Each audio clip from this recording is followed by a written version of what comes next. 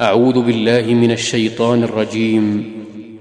ولن ترضى عنك اليهود ولا النصارى حتى تتبع ملتهم قل إن هدى الله هو الهدى ولئن اتبعت أهواءهم بعد الذي جاءك من العلم ما لك من الله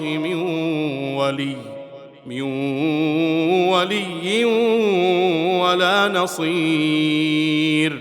الذين آتيناهم الكتاب يتلونه حق تلاوته أولئك يؤمنون به ومن يكفر به فأولئك هم الخاسرون. يا بني إسرائيل اذكروا نعمتي التي أنعمت عليكم وأني فضلتكم على العالمين. واتقوا يوما لا تجزي نفس عن نفس شيئا ولا يقبل منها عدل ولا تنفعها شفاعة ولا هم ينصرون. وإذ ابتلى إبراهيم ربه بكلمات فأتمهن قال إني جاعلك للناس إماما قال ومن ذريتي قال لا ينال عهد الظالمين.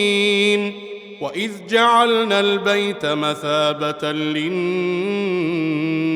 وأمنا واتخذوا من مقام إبراهيم مصلى وعهدنا إلى إبراهيم وإسماعيل أن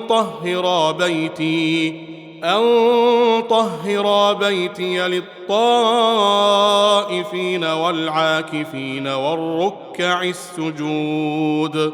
وإذ قال إبراهيم رب اجعل هذا بلدا آمنا وارزق أهله